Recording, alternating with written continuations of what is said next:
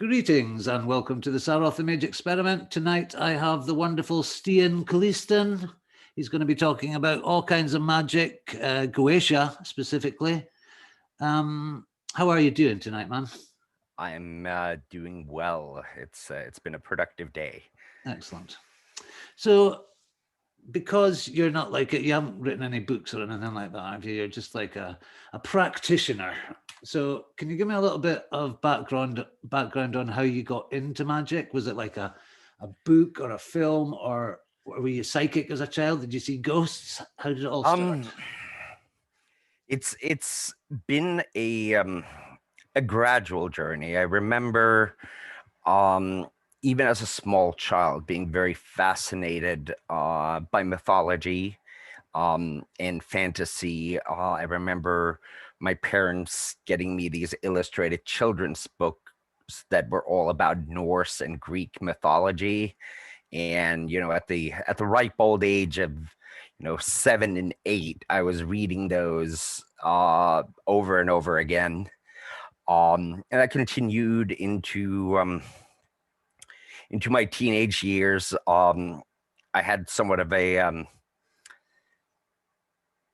think common experience with a lot of occultists my age. I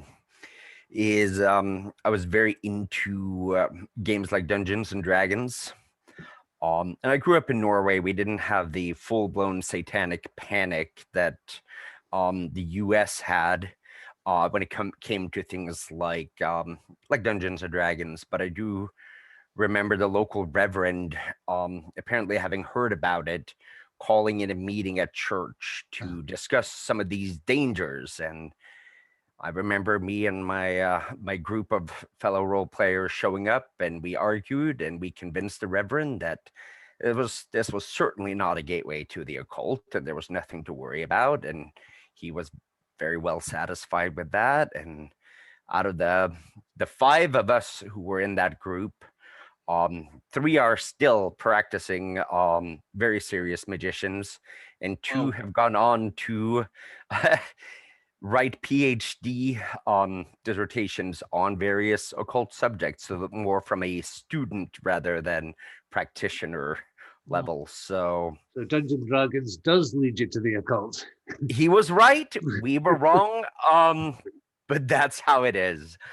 I remember being very interested in magic, starting to read up on it as I got towards the end of my teens, and that was just about the same time that the internet started becoming generally available in the mid-90s. And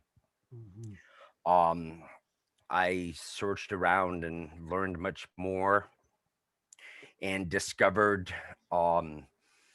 a web page for the Pagan Federation in Norway at the time. And there wasn't any instant messaging or email addresses, but there was a guest book. You remember when websites had guest books? Yeah. So I left a message there with my phone number, and I was actually contacted by someone. And long story short, that led me into becoming an initiate of Gardnerian and Alexandrian Wicca. From there on, I went fairly quickly into ceremonial magic, Thelema, Golden Dawn, kind of working a lot with Donald Michael Craig's Modern Magic. Yeah, I thought that might be one of your books I've got over there. I can point out flaws in it all day and night now, but it got a lot of people started. And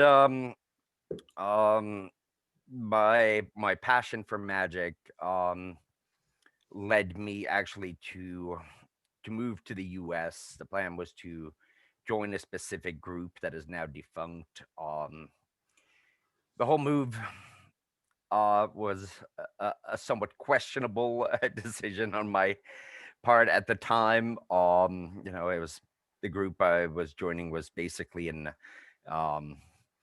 Enochian sex cult.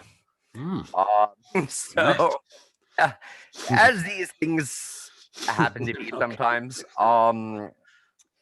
ended up, eventually getting out of that, but still pursuing my interest in magic. Um,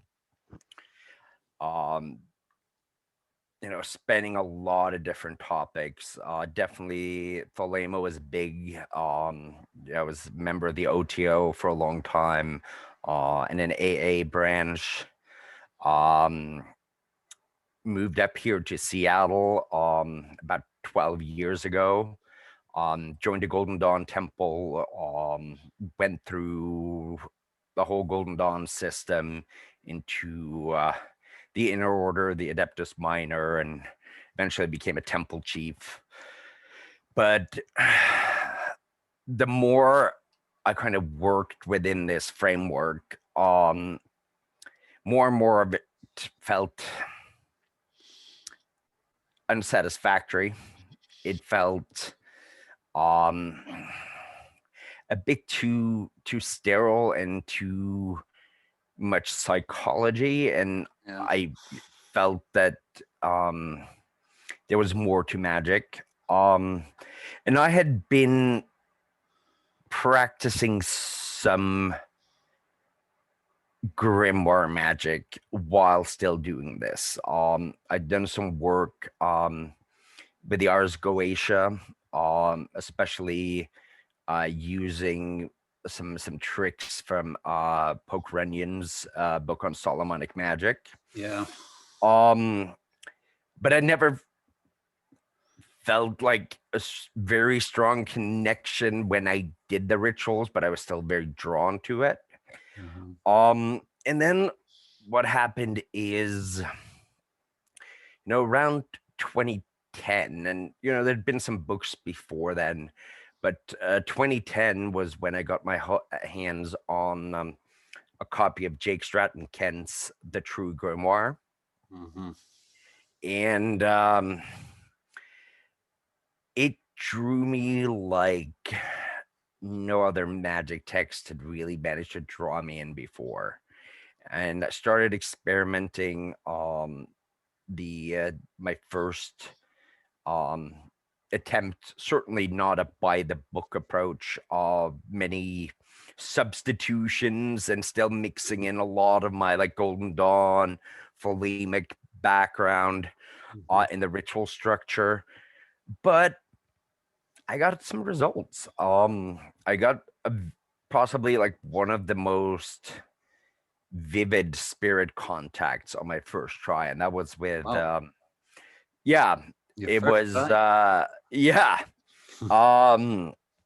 it very much kind of blew me away.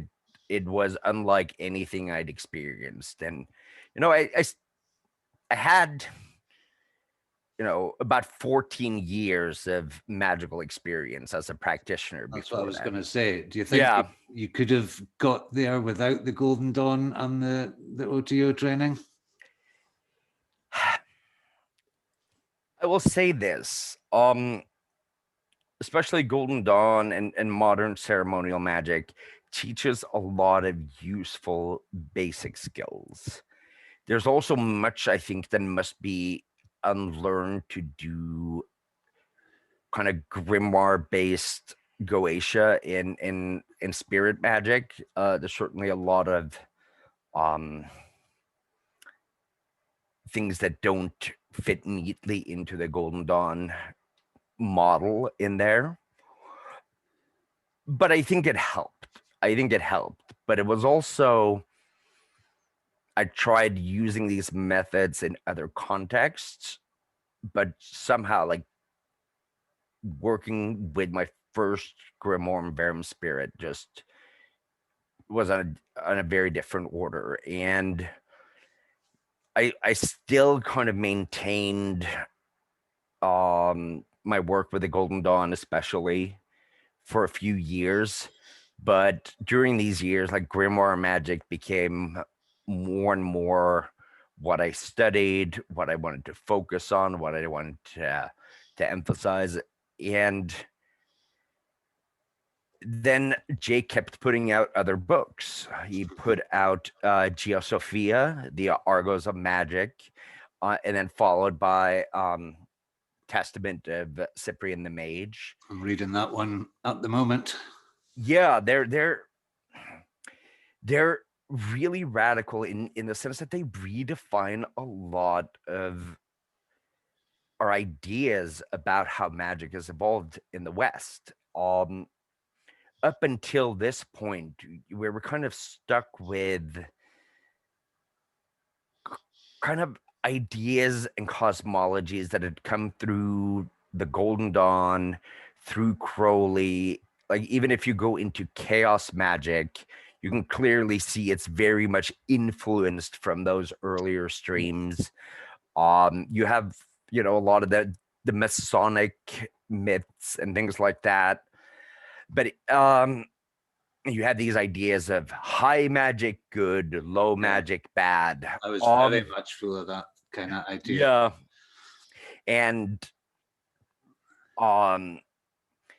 you had other things like Kenneth Grant's Typhonian ideas and his conception of the Qliphoth, but everything was kind of centered so much around the Hermetic Kabbalah of the Golden Dawn in its various incarnations. It was very much Tree of Life as a filing cabinet for everything, with the Qliphoth kind of being the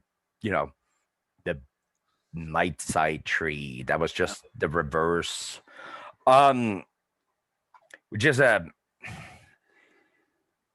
which is a concept that, as I was also reading more what you might call kosher Kabbalah or Jewish Hebrew Kabbalah, it was very clear that the concept of the Qliphoth there was something very different from what a lot of modern occultists took it as. And I started delving into a lot of grimoire history, started reading a lot of the source material. You have my shelves that are full of various books by people like Stephen Skinner, Joseph Peterson, David Rankin, and so on, and started just focusing on kind of seeing a broader pattern. So not necessarily just the system or the instructions in a single book, but seeing kind of how ideas spread from when you have, your first proto Solomonic grimoire that we have access to, the Testament of Solomon, which is, Solomon meeting demons and going through like this catalog, including, the spirits of the Decans and things like that. And then seeing kind of how it evolved first, especially in the Byzantine Empire, in Asia Minor and Greece, where you have books like the Hygromantia that become more codified, whereas the Testament of Solomon is mostly a story about Solomon and introducing demons. So you have a spirit catalog. The Hygromantia becomes technology. Exactly. And then kind of from there on going both forward and backwards. So seeing how that develops into a full-blown Solomonic tradition with the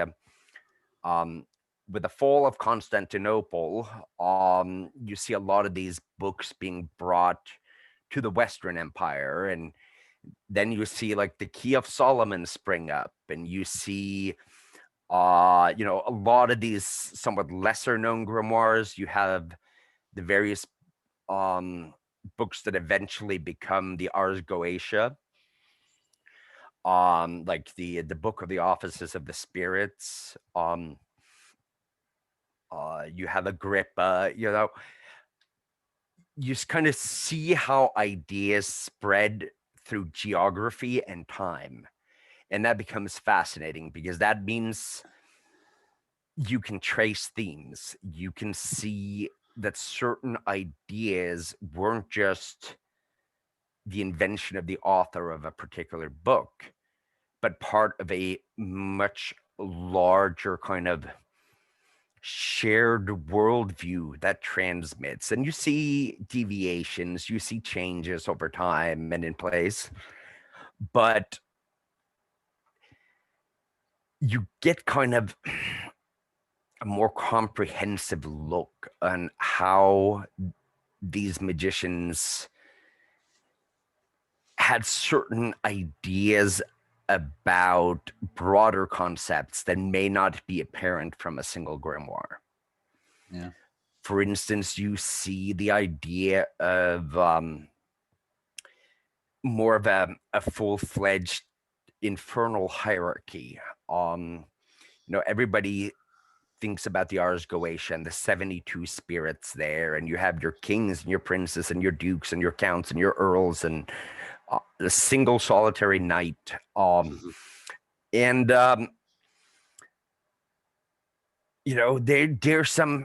a few lines in the Goetia. Paimon is especially beloved of Lucifer, but like Lucifer himself is not mentioned. There's no sense or no clear sense of relationships between the spirits, how they interact, how they fit in together, except kind of a crude idea of planetary attributions, and then which is all determined by rank, and then you get certain people like Dr. Rudd that sees 72 demons must be linked to the 72 angels of the Shemham Farash. Yep. And I mean, it's a novel concept. And I get where the idea came from, because the idea of a thwarting angel that matches and has power over a particular demon goes back all the way to Testament of Solomon. What I don't find convincing is kind of his method of deciding which angel is assigned to which demon, and it seems just whatever numbering scheme was used in the Goetia, and whatever numbering scheme for the for the Shem Hamfarash, just a 1-to-1 match often. And I see it as an interesting experiment, but I'm not one of the modern practitioners that swear by this concept. Runyon used that idea as well. He did. Yeah. He very much did, and that's where I first encountered it. And he has this beautiful mandala that kind of just lines everything up with whatever decan or zodiac sign, and the angels and the demons and everything, and it looks very pretty. I'm still not sold on that idea, to put it that way. So your first experience, like you say, was your first spirit evocation when you did the True Grimoire one, or had you had spirits before? I had certainly done several before. They were mostly inspired by kind of the methods of Lon Milo Duquette and Poke Runyon. Very much kind of locked in a modern post Golden Dawn system of ceremonial magic. And that had some success with it. It seems like one of the very common stories I hear is about Andromalius, for instance. Lon Milo Duquette famously, recounts in one of his books of summoning Andromalius to bring back a stolen car. And that was ironically one of my first really successful goetic workings, was to summon Andromalius to bring back a stolen car. And it was one of those workings where I was like, I'm not really feeling anything. I'm not really seeing anyone, but I've done all this work, so I'm just gonna tell Andromalius what I want, and we'll see. And I was like, I want the car, the car recovered within 24 hours. And this was for a friend who had her car stolen. And sure enough, in 23 hours and 45 minutes, I get a call from her. And, the police had recovered that and busted a whole car theft ring. So nice work. I was very happy with the result, but not so happy with, the lack of presence, like the lack of anything concrete during the ritual. Mm-hmm. And I was like, was this just coincidence? Because that's a question you have to ask yourself. Absolutely. If you're going to be a successful magician, you always have to assume it can be coincidence, especially if it's kind of a thing that is not terribly unlikely to happen. Yeah. And I sat with that for a few years. I did some other evocations, still didn't get some very strong results. But I started having more of this sense of presence. And I would typically get the results I asked for, but often just in vague enough ways that there's still room for doubt. Absolutely. I did pick up one thing from Poker Onion that I ironically really started working with more after I came to the True Grimoire. And that was the use of self-hypnosis to kind of induce a state of receptive trance very quickly. So that because I was typically working alone, didn't have a dedicated seer. And so being able to perform the conjurations, do all the stuff that requires a very kind of active brain, and then being able to switch quickly to a more receptive, meditative trance state definitely came in handy. Mm-hmm. But yeah, back to the Grimoire Verum. Yeah, the first spirit that I summoned from there, and this was actually with a friend. We did this together, and we both had very clear visual appearance. That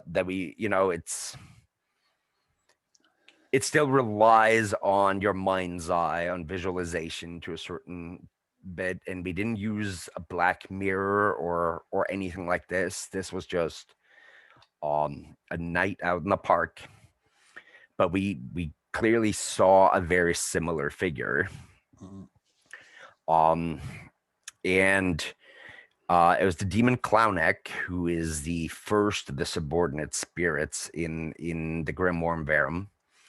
And this was the first time that instead of just, asking for a specific goal and saying, like, I need this task accomplished, the focus was on, I want to make a pact with you. Yeah. I want to build a relationship. And it felt like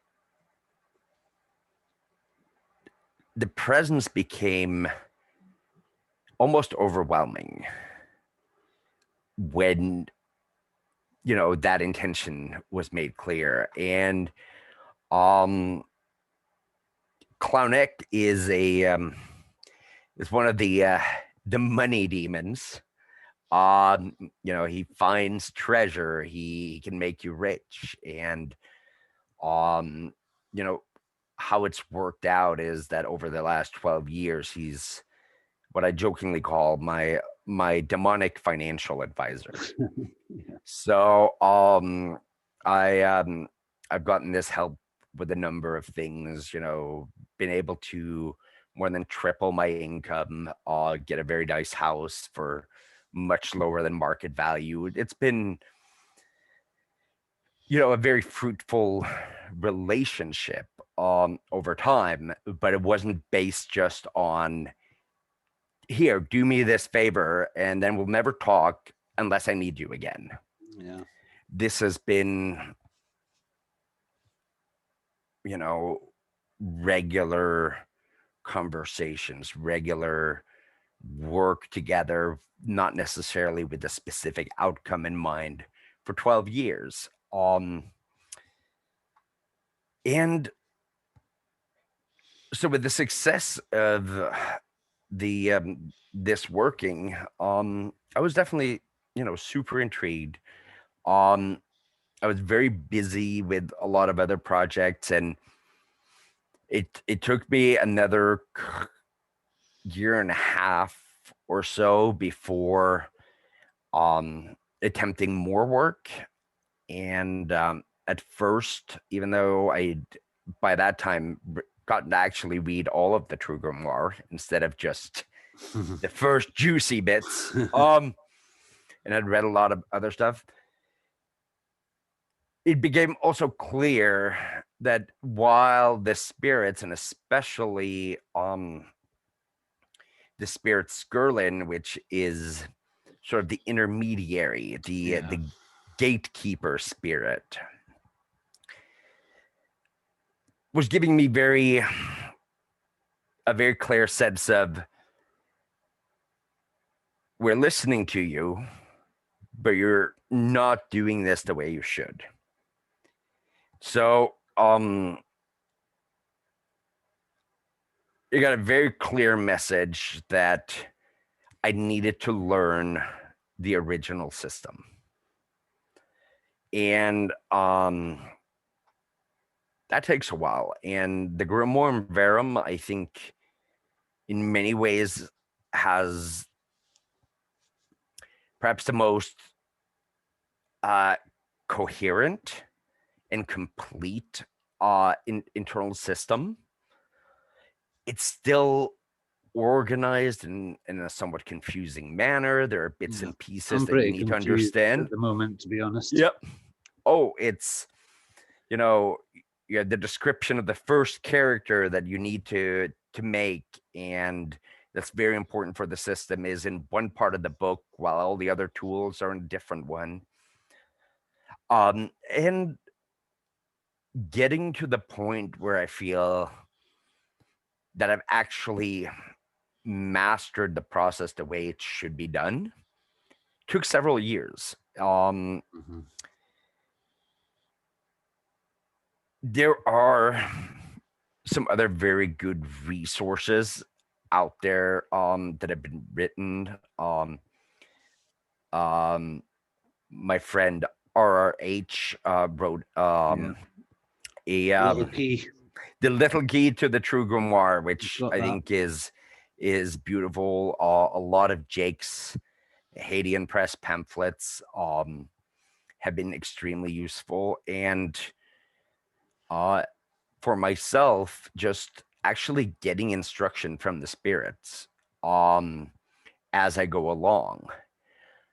And what I found is that there are many parts of almost any spiritual system, and especially any grimoire system, that are almost impossible to truly comprehend without doing it. Yeah. There's only so much you can grasp by reading it on the paper. Like going through the steps of making the tools, like being very careful about getting the timing right, the materials right, doing the consecrations right, understanding the relationship with a lot of the tools and certain spirits. Sorry. It's something that can't be easily grasped by just reading it. And I finally get to the point of having the Grimoire Verum system down, I'd say almost complete. I have not sacrificed a goat for to make parchment from. I haven't done any animal sacrifice. I'm of the opinion that I eat meat, and an animal sacrificed, if you're eating the meat and everything afterwards, use the parts of the animal, and the person actually doing it is trained to do it in a humane and painless way, I don't find a problem with that, because it's a lot more humane than what happens in your average slaughterhouse. Absolutely. But I'm also not trained to do that, and I haven't really set out to acquire the skills, and I certainly don't want to try to kill an animal and cause it unnecessary pain. So that part I've left out. The other tools, all of them have been built. Several of them I've done more than once, because when you do it for the first time, it's also a learning experience, and you're probably going to do something wrong. Yeah. Then you can go back and do it again a second time, and who knows, maybe a third time. But through that process, through building the tools, through doing a lot of the preparatory work, like in the Grimoire Verum, you have what is often called the Astrakios prayer, or the prayer for success. That is really just, calling on a whole host of spirits, with the central one being Skirlin, the intermediary, the opener of the ways, so to speak. You build a relationship, and it starts taking on forms that go beyond just what happens in ritual. You start getting to know some of these spirits, and I got to the point where I had made pacts with the first, the major ones that are listed, which would be the 3 chiefs.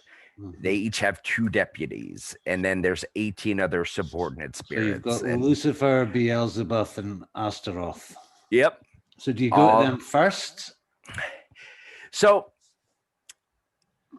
not in the way I did it, not like in the sense that I did a full evocation and pact with them first. I would kind of call on them just to invoke their authority with lesser spirits. But it was kind of just like a formality at first. But even so, that starts building relationships. And especially with the chiefs, building that relationship becomes so much more. They effectively kind of take the role of gods almost, especially Lucifer, for me. And the relationship becomes, somewhat almost devotional. Not in the same sense that some modern day practitioners of demolatry do. But it becomes very complex. There's a lot of instruction that happens. There's definitely, you know, a fair share of offerings, devotional material that's part of that, but which in turn really makes it easier to work with a lot of the spirits further down the totem pole, so to speak. How do you actually communicate with these entities? Do they talk to your mind? It sometimes varies. I am not particularly psychic, at least not naturally.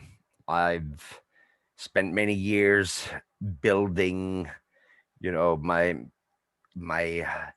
astral perception, or you know, whatever you want to call it. And after many years of hard work, it's adequate. It's not great. I do often I will often communicate through divinatory methods. Spirit boards and pendulums are very easy. I also have worked with a heavily modified version of the Trithemian art of drawing spirits into crystals. I have a table of practice, crystal ball, and will sometimes use that, and it can be effective. I often ask spirits specifically to communicate in dreams. So, you know, some of them enjoy doing that, it seems. Others have just flat out refused. So it's like with any relationship, sometimes the methods differ. It's like you have friends here. Some of them just like to be texted. Some of them like to be, you know, video chat. I've had, I'd say 2.5 instances of getting just what I would consider like a full visual manifestation without any form of aid, where I just see a spirit almost plain as day. One of those was the clownic working, and another one has been ironically with Morail, which is one of the 18 subordinates under Astaroth and Nibiros, who teaches the art of invisibility. So I find sometimes the spirits have a sense of humor like that. But you know, over the last, you know, 11 years now, building a lot of these relationships has really shown me like how different this is from a Golden Dawn or Thelemic context, where you are the magician. It's all about your will. You are basically the representative of God, and you boss around angels and demons and things like that. From a grimoire, and especially like a goetic standpoint, it becomes so much more. It's about realizing that these spirits, they're not just parts of your brain. They're not just archetypes or pretty kabbalistic correspondences that you build talismanic images from. They they are entities. They are intelligences. They have personalities. And building a relationship um becomes about so much more. um Have you ever had a scary or negative experience? I've heard Jake talk about getting his fingers burned occasionally. Is that um I have. For the most part, the Verum spirits um haven't been overly antagonistic. I've had a few of them in certain contexts show up and kind of how I often receive it is that I will get these like rapid fire visions. So if you think, you see a movie where they have like a lot of horrible images that only flash for a fraction of a second, I've had that happen. One spirit that did that to me was Freemost, one of the spirits he's the under wand Lucifer. spirit, isn't he? Yes, he's the elder one spirit. Um, and it felt like, I want to say it felt more like a test to see like, are you gonna just be easily scared? And I'd grown up on enough horror movies that for some reason like it it didn't frighten me like that. And it calmed down. I've had other spirits that seem indifferent or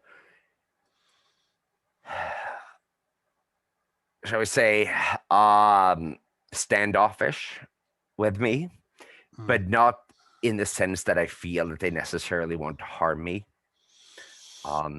Could they harm you Neberos, if they wanted to? I guess they could. I definitely think that's a possibility, and I think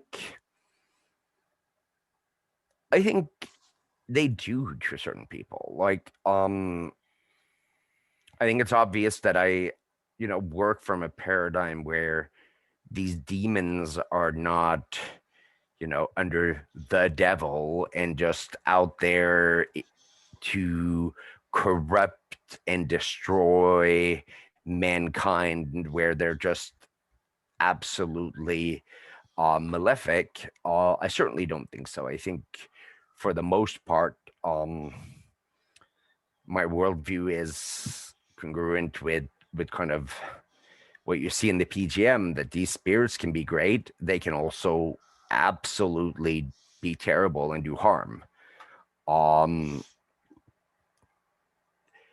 But approaching them respectfully, while still maintaining very good boundaries. Like, I don't go, without protection, without, showing that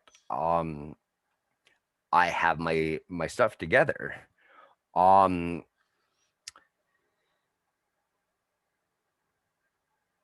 I think there are people you especially see with some of what's branded the left hand path crowd, or um you know uh Edge lords. edge lords, or even a lot of these kids that have no real magical background, but they want to try to summon a demon, and they're being told that circles aren't useful and are offensive to the spirit. They're Yeah. just, these spirits are just your friends. They're really just sad emo boys that are waiting for you to notice them and tell you that you're special. Like, if you try to summon a demon without protection, and it's starts telling you how great you are and how you are the only one who gets it, and that you're very special and you don't need to do any work, chances are it's feeding on you. Mm-hmm. And yeah, um I think I a don't lot of think. these ideas do come from this demonolator. Not going to name any names, but there's I've seen Oh yeah, they're all over online, and I mean, maybe I'm wrong. I mean, maybe I'm overly cautious, but my personal feeling is treat the demons with respect and show them that you are someone to be respected. Those are both important criteria for a solid relationship. Mhm. It's I have the tools that if a demon were to try to cause harm, etc., I have the tools to defend myself. Um, there are certain parts, such as a lot of the preparatory work that you do in most grimoires before you call a demon, such as fasting, ritual cleansing, prayers, even if it's like the Astrakios prayer. Um, and while it's a modern day invention to do something like the bornless ritual, or rather the headless ritual, if you Mhm. want to stick true to the PGM before ritual, it's not directly from the grimoires, but it is fitting for a Goetic tradition. Like Mhm. the headless rite is about bestowing a certain authority, or at least appearance of authority, onto yourself Mhm. that spirits seem to at least respect. Mhm. See, there's one line of thinking, like Stephen Skinner, for instance, talks a lot about his experiences with summoning spirits. And he talks about wearing a paper crown because the spirits don't see very well and they might think you're Solomon. Seems a bit strange to me, but this is something I wonder. How do I convince this spirit that I have the authority to, you know, start a relationship, ask it for favors? When I am maybe not, maybe that's why you need 11 years making the tools and kind of skirting around the edges. You know, there are several ways. Believe it or not, kind of giving your magical autobiography is something that I found is useful. So, I can use like pretty much any initiation from any system. Like, you just state it with authority. Like you can use, whatever names, like, I am this name, initiated witch. Mhm. I am this motto, a perfect magician. I am this motto, who crossed the portal, and I am blah blah blah, the adept of this. And then, you know, as I've um you kind of build things up, like you if you've done certain special magical work with particular spirits, like, I am he who installed Astaroth here. uh Either they're just entertained by it or they take it seriously, but it seems to have a positive effect. But here is also where a grimoire like, um, especially the Verum, and also like some of the earlier works that the Ars Goetia was based on, but lost a lot of, is you kind of start at the top of the hierarchy. And you see this in kind of like Golden Dawn Magic too, but here you have the idea of divine name, archangel, angel, blah, blah, blah, all the way to the demon. I just mostly these days stick um within the demonic hierarchy that I work with.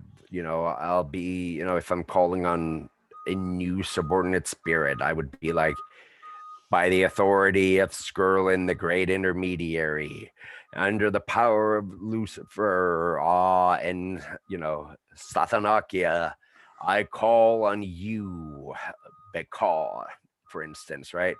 Um, you basically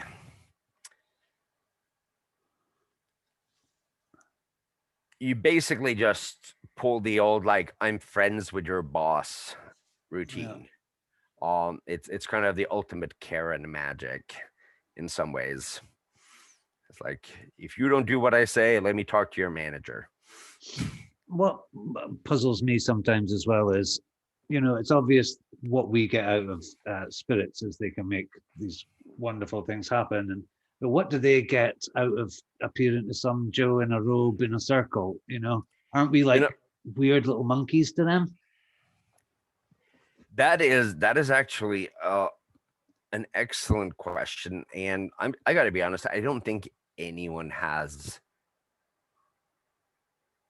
a 100% reliable answer. I think most of us are guessing. They seem to really enjoy offerings. I'm going to say that, if you work with them in a friendly manner, and give them offerings, that is something that strengthens them, that is pleasing to them. Sometimes the idea of what is a valuable offering to them can be something that is valuable to you. I've encountered that. And sometimes it's the oddest stuff. Well, in the true Grimoire Lucifer, it says give him a mouse. Yeah.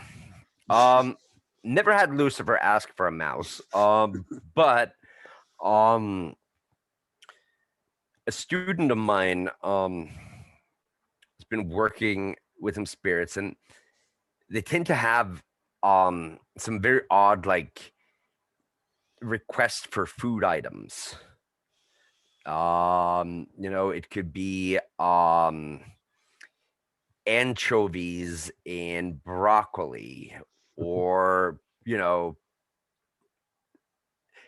all kinds of I had a spirit once ask for basically a steak dinner. A lot of the times it's various forms of incense, and I kind of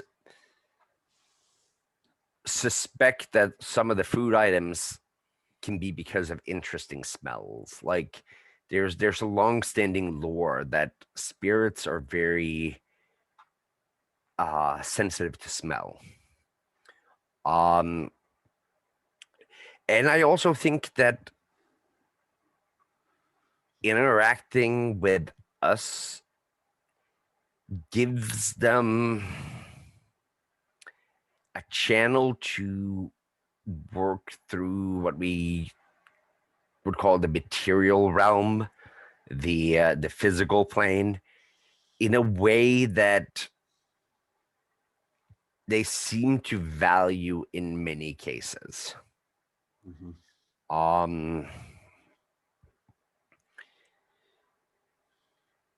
Beyond that, I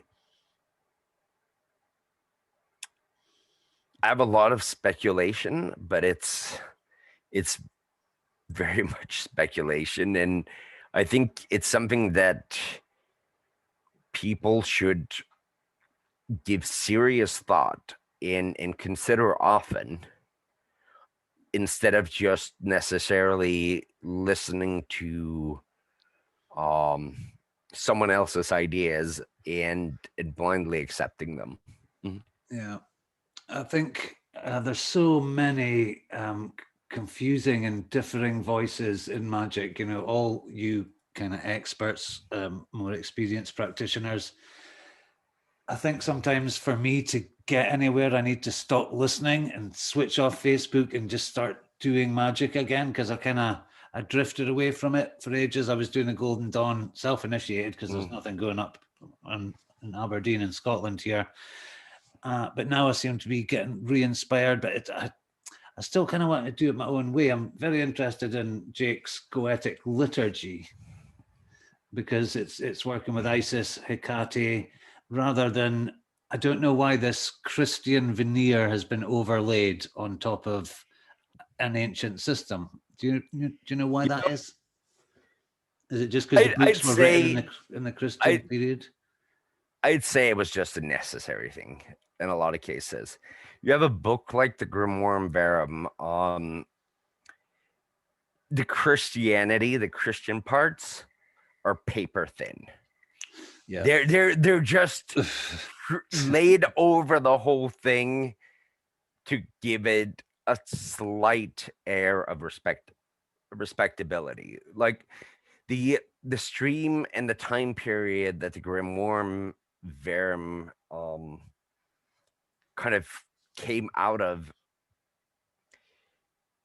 it's a very diabolical work in some ways, and to kind of avoid having it be cracked down upon, like, you need to throw in the name of God here and there and some psalms and things like that. But the other thing is, I tried at first, I was like, I don't want to use any of this Christian stuff. And it was the spirits themselves that told me, and I'm like, no, do it by the book. And they actually seem okay with it because,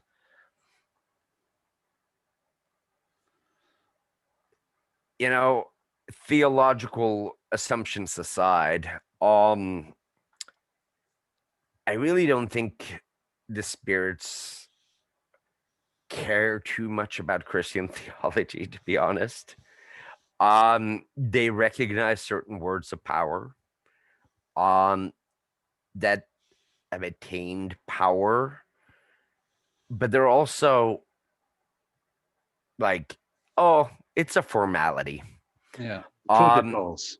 Yeah, they're protocols. And often they like protocols. They whether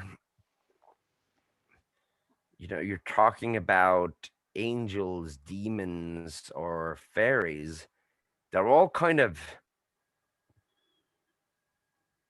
known for very particular protocols and customs and rules, but they take them very seriously. Whereas I think a lot of modern practitioners says, like, no, you don't need a detailed pact. You just, intention is everything. They'll just pick up on your intention. And no, they actually seem to kind of like a somewhat formalized, like, it's part of that respect again. Like, for them to respect you, you have to kind of play by these protocols. If you're just giving them free reign, they might just take advantage of that. Could you go into the idea of the pact just a little bit? I don't necessarily know what it is. It's not, as far as I can understand from Jake's True Grimoire, it's not really explained. He puts a lot of emphasis on it, but what is it, like a parchment that you chuck out the circle? What do you do? So this is my approach, which is close to, but not exactly by the book, is I kind of operate with two types of pacts that I've come to. The first is what I call the Relationship Pact, which is typically the first time I summon a spirit, that's the focus. Um, it will be done on specially prepared paper. It will have, you know, certain sigils like the sigil of the chief and the deputy and the spirit. It will have the terms of the pact written out, and then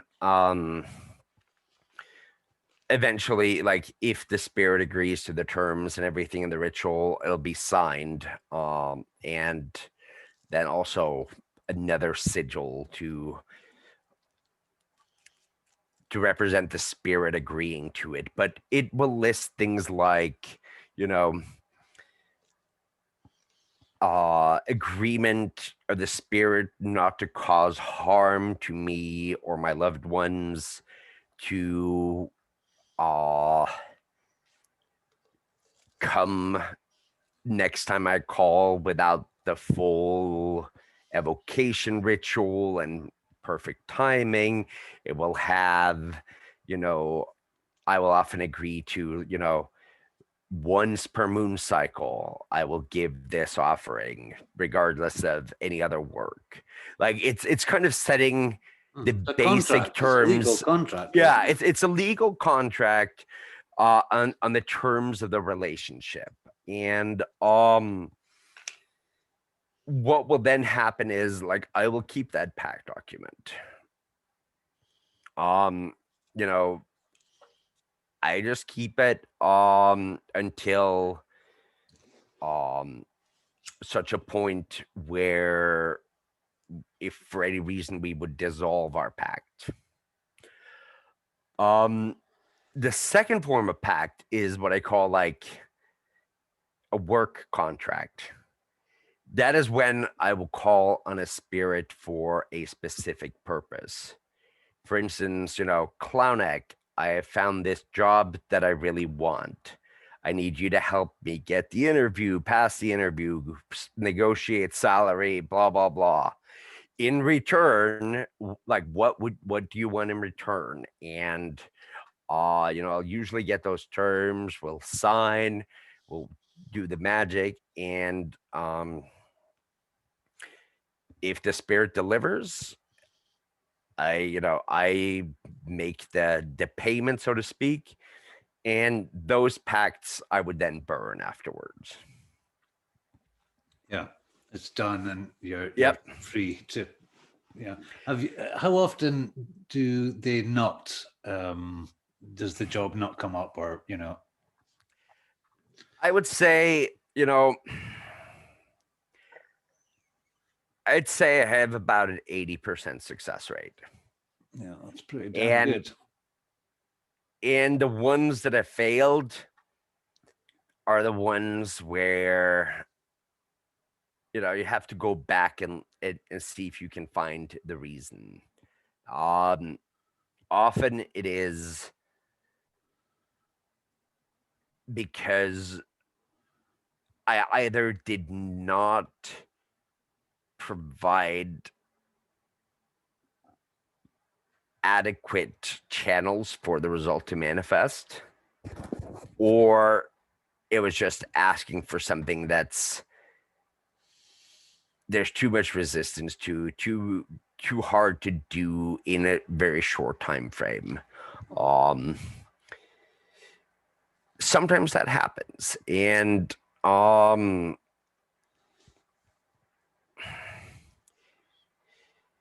usually what that ends up being is more a fault of mine when I look at it closely than a fault of the spirit. And they're great ways to really dive into your process, into your thought. Look at what could have gone wrong. And that's how you grow as a magician. If you think you have success every time, chances are you either have a way too loose of a definition of success or you're lying to yourself. Nobody starts out perfect at an art and keeping perfect at it all the time. But a lot of magicians are very terrified of ever admitting failure. But it's like failure is absolutely one of the most useful ways to grow because it forces you to challenge your assumptions. It forces you to really look at your technique, your methodology, what could have gone wrong. And if you can't do that, you can't grow. Absolutely. So that's almost well, it is our hour up, but I'll just ask you one more question. You've opened up so many doors. I'm just want to run through them all. But what final advice would you give me as an aspiring goetic magician? I'm not a complete newbie. I would say I'm possibly intermediate. But what advice would you give me now so I can I've got some tools not properly consecrated. What would be my next step, Stian? I would say the evocation, the full evocation ceremony. I've got my floor circle done. Yep. Is not the only way to start building a relationship. I think one of the most useful things to become effective is to learn in all the little ways that you can work with some of these spirits. One of the spirits that is not mentioned too much in the Verum itself, but has been shown to be of immense importance, is Elelogap, who is a spirit of water. Reading about him today, or her. Yeah. Not sure which.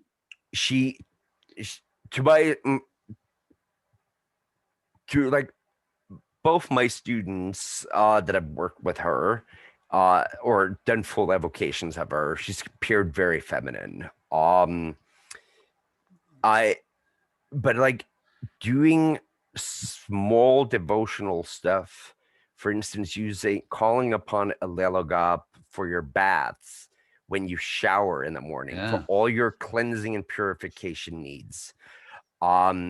Learning about how these spirits can interact in daily life and taking those small moments to just build connections can make the full evocation later on, so much more potent, so much smoother. Because I'm not going to say that,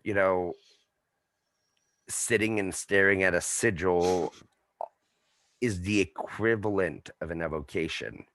It's not meant to be the same thing, but you can also take the time to slowly build and open yourself up to a spirit and take the time. Like, don't try to do a full-fledged evocation for the first time when you desperately need something. Mm-hmm. It's the worst possible way to do it. Instead, take your time, just build things naturally, and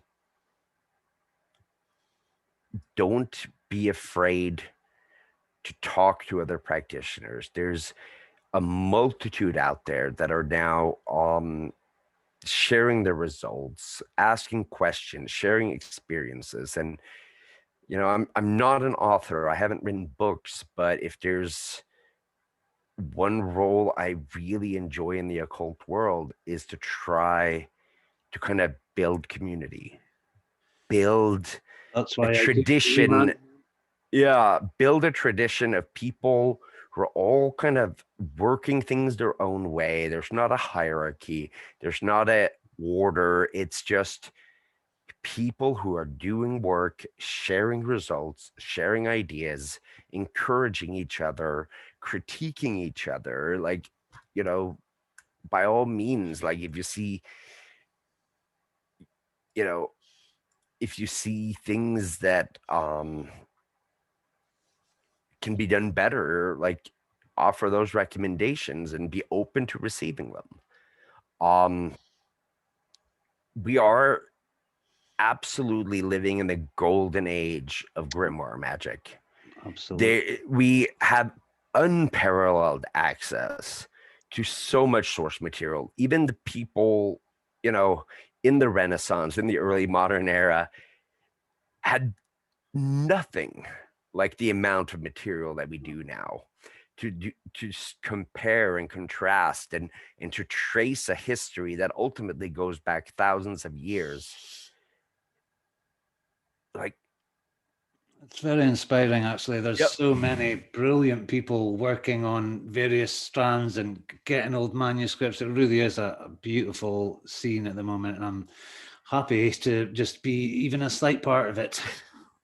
Yeah, no, it's absolutely exhilarating. And even 10 years ago when I got into the Grimoire magic, or 11 years, for real, it was nothing like this. And it just, every year there's more and more bright minds that are popping up, more and more great ideas, more and more newly translated manuscripts that all help shed light on each other. Like, a new manuscript comes out and it can really change your understanding of manuscript that came before and after. So, yeah, go You wild, live in enjoy. interesting times, Yeah. the old Chinese proverb. Well, thank you so much, Stian. That is a fantastic interview. I always ask my guests to come back because, an hour is just not long enough, but my bladder doesn't last for more than an hour nowadays. I'm getting old. Thank you very much. Been an absolute pleasure. Thank you, Stian. Likewise. Thank you for having me. Cheers. Thank you. Cheers. Goodbye, sir.